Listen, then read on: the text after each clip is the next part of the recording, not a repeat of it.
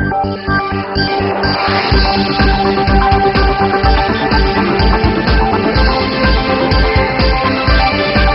watching First Break.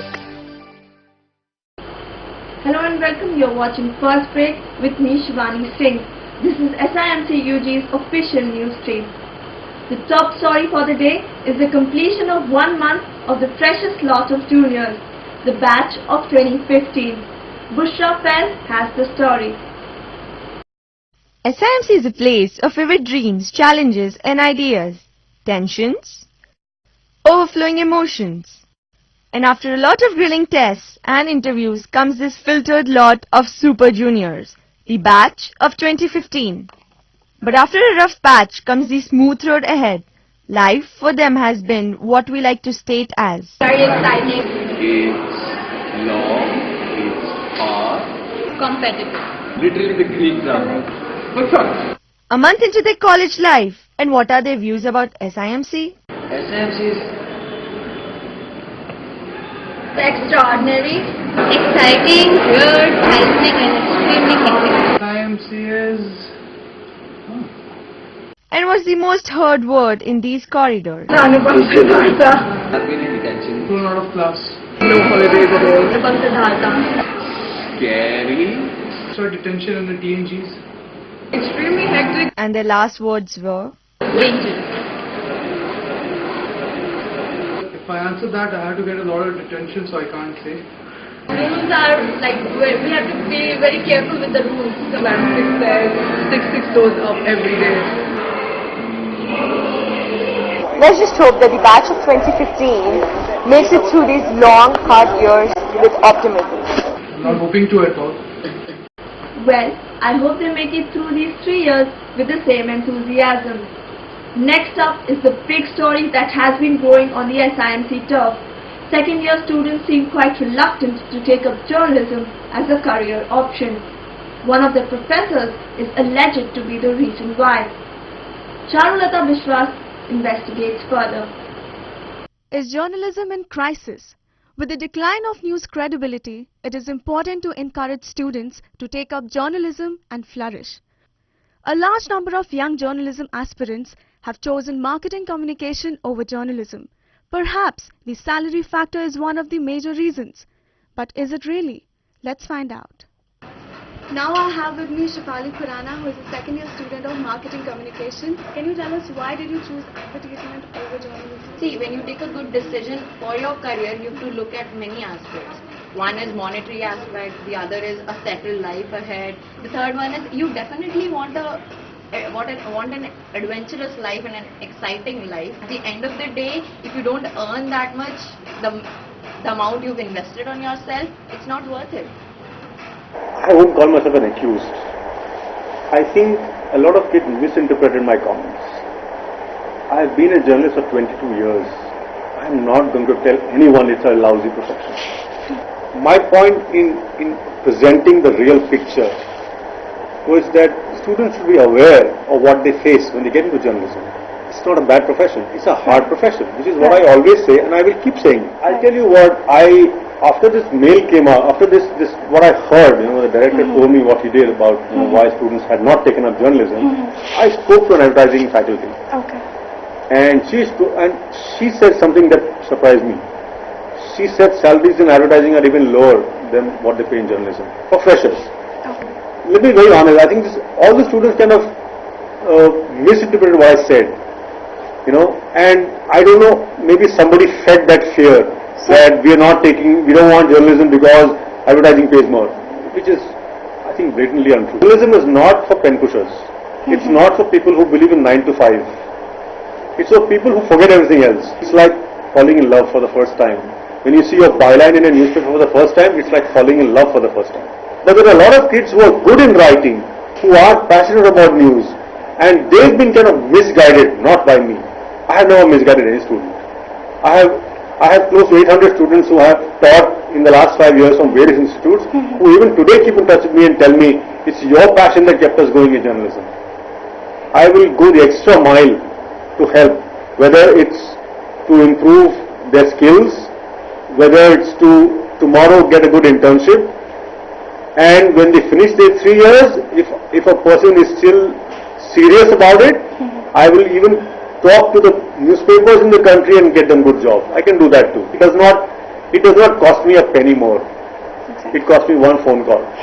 I don't want any student to think that because of me they didn't take up journalism. I think it's wrong. How much influence you got by the mail which was sent by Mohan sir?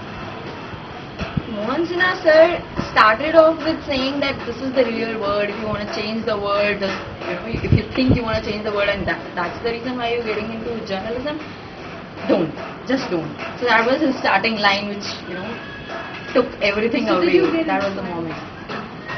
Initially, yes, but then later on, you do research. That was the beginning, yes. The situation now seems to be improving, with both sides putting their points forward. Let's hope that the juniors don't forget their passion while chasing money.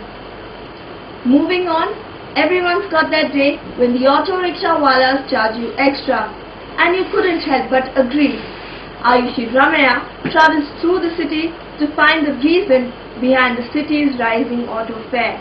If you think auto rickshaws are one of the most convenient and public-friendly transport services in Pune, you may be wrong.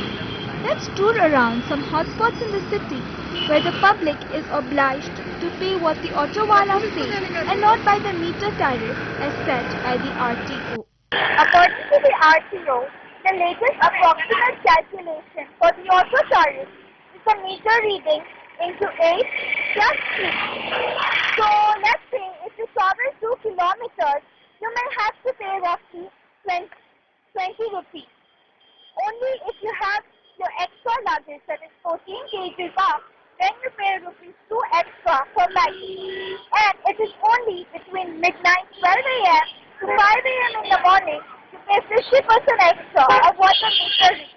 So let's see if the auto walas really abide by the rules or not. Right now, I'm standing outside Adlab, that is one of the most visited and the most preferred places for hangout in Kalyani Nagar in Pune. However, to commute to and fro, you definitely have to pay more than the auto tariff. So let's hear it from Gode, who is a regular auto rickshaw guy over here in this area. भैया अभी मुझे airport road जाना है, तो उसके लिए कितना होगा मीटर का? 80 रुपये। और कितना किलोमीटर है यहाँ से? 5 या 6 किलोमीटर। हाँ, तो 5 से 6 है तो अराउंड 55 रुपीज़ होता है। तो आप 80 रुपीज़ क्यों चार्ज करते हो इतना? नहीं देते उस टाइम पे, पुलिस को बाहर रुकने नहीं देते। हाँ, जो है वो कार्रवाई करती है। हम थोड़ा ज़्यादा पैसा देते। So is it really our fault that we accept what the auto walas demand? Let's hear it from Diksha, who is a second-year student and is doing her bachelor's in business administration. So Diksha, will you really negotiate with the auto walas, or are you obliged to pay whatever they demand? Since all of us pay not by meter but by whatever the auto wala asks us, it becomes impossible for one person to go singularly and ask him to go by meter, because then he'll refuse. So also from our hostel where I stay, I can actually see the airport from my window. But going there is 100 rupees by auto. So this was the reality check. This is just maybe one of the malpractices that you've come across. There may be many that you may choose not to be aware of. So stay vigilant. Use the meter card and make sure the auto wala turns on the meter while you're seated. And in case there is a need, be bold to question. With cameraman Charulata Biswas, this is Ayushi Ramaya for First Break. You thought gadgets were addictive? Well, cell phone addiction now has a new name, nomophobia. Our reporter Hitisha Jain talks to researchers and psychologists. Are you a phone junkie? Some people always have a fear of being separated from their mobile phones, which is called nomophobia. According to UK-based survey conducted by Secure Envoy, out of 1,000 people, 66% said they felt the fear. Young adults aged between 18 and 24 tended to be the most addicted to their mobile phones. with 77% unable to stay apart for more than a few minutes, and those aged 25 to 34 followed at 68%. Important aspect of this medium is that it is the best possible way that you can converge all kinds of media in one particular gadget, and that is called a cell phone. The personality is dependent on mobile phone. It has become a part of their life. Your mobile phone immediately transports you to the place where the caller is talking to you, right? So the sense of present tense is lost. I came to know that people have even started sending the SMS while they are sleeping, just like sleepwalk. We need to have much more of social life, which involves face-to-face kind of activities, rather than relying too much on technology. So now we all know mobiles can be our best buddies to keep in touch, but don't make it your addiction. Enjoy your first break without your mobiles and say no to no mobile phobia. With camera person Anukya Chitransh, this is Itisha Jain.